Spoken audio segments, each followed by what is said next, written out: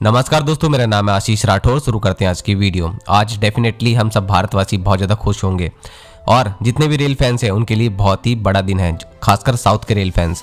आज हमारे देश की 5वीं वंदे भारत एक्सप्रेस को लॉन्च कर दिया गया है और ये ट्रेन साउथ की पहली वंदे भारत एक्सप्रेस है। दोस्तों, हम लोगों को ऐसे तोहफे अब भारतीय रेलवे से मिलते ही रहेंगे। अब इनकी आदत हमें डाल देनी चाहिए। ऐसी वंदे भारत एक्सप्रेस हर जगह बहुत तेजी से आती चली जाएंगी। अभी 1 महीना हुआ नहीं था, अम्बंदोरा वंदे भारत एक्सप्रेस 13 अक्टूबर 2022 को जब निकली, मैंने कहा था कि 10 नवंबर के आसपास एक और वंदे भारत एक्सप्रेस आने जा रही है। उसकी खबरें उस टाइम पर आ चुकी थी। मैंने टाइम टेबल भी आपको कंपेयर करके बताया था शताब्दी एक्सप्रेस से, जो कि मैसूरू और चेन्नई के बीच में चलती थी। हमारी 5वीं वंदे भारत एक्सप्रेस इंट्रोड्यूस हुई है MGR चेन्नई सेंट्रल से लेके मैसूर के बीच में। 497 किलोमीटर का ये लगभग सफर तय करेगी। तो आज हमारे प्रधानमंत्री नरेंद्र मोदी जी ने हरी झंडी दिखाकर इस ट्रेन को रवाना कर दिया है। बहुत ही सुखद पल थे ये और ऐसे पल देखने का इंतजार अब हमारा खत्म हो गया है। अब लगातार हर महीने हमें ऐसी वंदे भारत एक्सप्रेस देखने को मिलने वाली है, ऐसा मुझे अब लगता है। और अब वो सब कुछ चीज़ें सच हो रही हैं जो हमने सोची थी 1-2 साल पहले, जब वंदे भारत एक्सप्रेस आई थी, नई थी, कि ऐसी वंदे भारत एक्सप्रेस हमारे देश के हर कोने कोने में चले।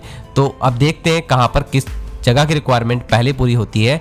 अब साउथ की वंदे भारत आ चुकी है। ट्रेन के आने पर एक बात और हमको देखने को मिली कि जो नई फोटो आई है उसमें देखा कि चेयर के कलर अब डिफरेंट है पिछले जितने भी रेक आए हैं उनसे। और नरेंद्र मोदी जी भी जिसमें खड़े हुए हैं वहाँ पर भी चेयर का रंग अलग लग रहा है देखने में। तो दोस्तों, ये एक बहुत अच्छी बात देखने को मिली कि टीम ICF ने इतने कम समय में क्रिएटिविटी भी करके दिखाई कलर के साथ में, जबकि हमको ये मालूम नहीं था कि ये ट्रेन 10 नवंबर को आ भी जाएगी कि नहीं आ पाएगी। तो ये ट्रेन आई और उन्होंने क्रिएटिविटी के साथ नया कलर भी इंट्रोड्यूस किया चेयर के साथ में। एग्जीक्यूटिव और नॉन एग्जीक्यूटिव में दोनों में ही चेयर के कलर जो है वो अलग अलग हैं। ब्लैक कलर और उसके साथ में अलग तरीके की डिज़ाइन के साथ में डॉट्स बने हुए हैं, वो बहुत अच्छे लग रहे हैं। और ब्लू कलर के साथ में धारियां बनी हुई हैं, वो भी बहुत ज़्यादा खूबसूरत लग रही हैं देखने में। तो लोगों को ओवरऑल एक नया एक्सपीरियंस देखने को मिलेगा साउथ में अपनी वंदे भारत एक्सप्रेस के साथ में। काफी लोग मेरे चैनल पर कमेंट करते हैं कि इसके एक्सटीरियर में भी कलर का एक नया स्कीम लेके आना चाहिए। व्हाइट कलर जल्दी गंदा हो जाता है। तो देखने वाली बात है, अगर रेलवे थोड़ा भी सोचेगा तो हो सकता है कि आगे कुछ वंदे भारत एक्सप्रेस के अंदर एक्सटीरियर में भी कलर की नई स्कीम लेकर के आई जा सकती है। तो वो देखने वाली बात होगी। चलिए जानने की कोशिश करते हैं इस वंदे भारत एक्सप्रेस का रूट। पहली बात कर लेते हैं MGR चेन्नई सेंट्रल से मैसूरू जंक्शन के बीच में ही चलेगी। इसका नंबर होगा 20607 वंदे भारत एक्सप्रेस। और जो मैसूरू से चेन्नई सेंट्रल के बीच चलेगी उसका नंबर होगा 20608। तो दोस्तों 497 किलोमीटर का डिस्टेंस ही तय करेगी 6 घंटे 30 मिनट में, जो कि MGR चेन्नई सेंट्रल से मैसूरू जंक्शन के बीच में चलेगी। ये ट्रेन हफ्ते में 6 दिन चलेगी और वेडनेसडे को उसका ऑफ रखा गया है। और वेडनेसडे को आने वाली ट्रेन भी ऑफ रहेगी जो वहां से आएगी, क्योंकि एक ही दिन में इसको जर्नी पूरी करनी होती है, इसलिए वेडनेसडे को ये ऑफ रहेगी। ये ट्रेन 5:50 पर सुबह चलेगी और 12:20 पर दोपहर में मैसूर पहुंच जाएगी। कुछ ऐसा ही शताब्दी एक्सप्रेस का भी शेड्यूल है। दोस्तों, शताब्दी एक्सप्रेस 12007 जो कि MGR चेन्नई सेंट्रल से मैसूरू जंक्शन के बीच में चलती है, इस शताब्दी एक्सप्रेस से जस्ट 10 मिनट पहले ये ट्रेन छूटेगी। तो कहीं ना कहीं प्रायोरिटी आगे पूरे एंटायर रूट में हमारी वंदे भारत एक्सप्रेस को शताब्दी के ऊपर मिलेगी और ये एंटायर रूट में उसको डोमिनेट करती रहेगी हर स्टेशन पर। इसकी एवरेज स्पीड इस हिसाब से 78 to 80 kmph निकल के आ रही है। 2 स्टॉप ओनली रखे गए हैं, कटपाडी जंक्शन और KSR बेंगलुरु, जो कि बहुत ही इंपॉर्टेंट हो जाता है। बेंगलोर के लिए ये एक बहुत ही अच्छी ट्रेन सर्विस है, मेरा ऐसा मानना है। दोस्तों, चेन्नई इंडस्ट्रियल हब है और बेंगलोर टेक और स्टार्टअप का हब है और टूरिस्ट सिटी मैसूर, इन तीनों के बीच में ऐसी ट्रेन सर्विस कामयाब होती ही होती है। मेरा मानना है ये ट्रेन सबसे ज्यादा कामयाब वंदे भारत एक्सप्रेस बनेगी। अब देखना यह है इस ट्रेन के सामने कुछ कम बाधाएं आती है कि नहीं, क्योंकि हमारे नॉर्थ में जो ट्रेनें चली हैं वंदे भारत, उसमें कहीं ना कहीं रूट पर प्रॉब्लम आई है। कभी कोई कैटल टकरा जाता है, कभी कोई आदमी साइकिल छोड़ के भाग जाता है, कुछ इस तरह के काम हुए हैं। आई होप कि साउथ में ऐसा काम ना हो। तो देखना है कि ये कामयाब कितनी हो पाती है साउथ में। अब हम जानेंगे इसका किराया कैसा होने वाला है और इसका रूट अच्छे से जानने की कोशिश करते हैं। IRCTC के रेल कनेक्ट ऐप पर चलते हैं। तो हम आ गए हैं IRCTC रेल कनेक्ट ऐप पर। चेन्नई सेंट्रल मैंने डाल दिया है और मैसूर भी मैंने डाल दिया है। 12 तारीख का हम डालते हैं और सर्च करते हैं ट्रेन। सबसे पहली ट्रेन वंदे भारत एक्सप्रेस 20607, इसका रूट हम देख लेते हैं।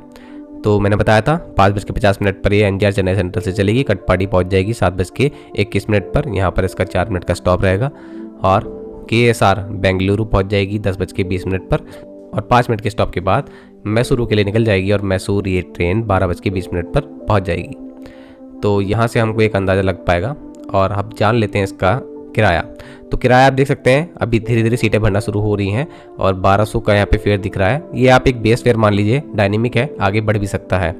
हम शताब्दी का भी अब यहाँ से देख लेते हैं। शताब्दी का भी लगभग आसपास का ही है। तो यहाँ पे इन्होंने रेट में कोई फ़र्क नहीं रखा है बड़ा, बिल्कुल आसपास रखा है, बल्कि शताब्दी से ये आधा घंटा कम ले रही है इस रूट पे। और शताब्दी पे आप देख लीजिए वही रूट है और 10 मिनट आगे चलेगी शताब्दी से और फिर आगे जाके 30 मिनट तक का डिफरेंस ये ले आएगी। वेंसडे को ये दोनों ही ट्रेनें नहीं चलेंगी, आपको ये बता देता हूँ मैं। तो सिर्फ वेंसडे को इन दोनों ही ट्रेनों का ऑफ रहेगा। एग्जीक्यूटिव का भी देख लेते हैं, 2200 दिखा रहा है और इसमें भी हम एग्जीक्यूटिव का देख लेते हैं। तो बहुत ज़्यादा डिफरेंस नहीं है शताब्दी में, यहाँ पर बिल्कुल सेम सा प्राइस इनका लग रहा है मुझे देखने में। अब मैसूर से चेन्नई सेंट्रल देख लेते हैं। इस ट्रेन में 5 मिनट की कमी है, बहुत अच्छी बात लगी। और शताब्दी में 15 मिनट ज़्यादा लग रहे हैं उल्टा, तो ये बहुत अच्छी बात है कि यहाँ पर वंदे भारत एक्सप्रेस में थोड़ा और इम्प्रूवमेंट है। तो यहाँ पे भी कुछ इस तरीके से आप देख लीजिए होने वाला है। किराया 1300 यहाँ दिखा रहा है और शताब्दी का भी लगभग इतना ही दिखा रहा है और एग्जीक्यूटिव का वंदे भारत का 2400 के आसपास और यहीं पर हमारा शताब्दी का भी इतना ही दिखा रहा है। तो कुल मिलाकर के एक अच्छी ट्रेन सर्विस है।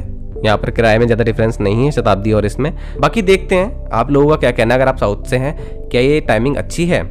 तो दोस्तों जैसे कि मैंने आपको बताया, चेन्नई, बेंगलोर और मैसूर इन तीनों की कुछ अलग अलग महत्व हैं और यहाँ पर ये ट्रेन कामयाब हो सकती है। तो आप लोगों का क्या कहना है? अगर आप साउथ से इस वीडियो को देख रहे हैं, कमेंट सेक्शन में ज़रूर बताना। आज के लिए इतना ही। अब अगली वंदे भारत एक्सप्रेस जब लॉन्च होगी उससे पहले ही आपको दोबारा जानकारी में देने के लिए आ जाऊँगा, इसीलिए आप मेरे चैनल को सब्सक्राइब करके रख लीजिएगा। आज के लिए इतना ही। वंदे मातरम, भारत माता की जय।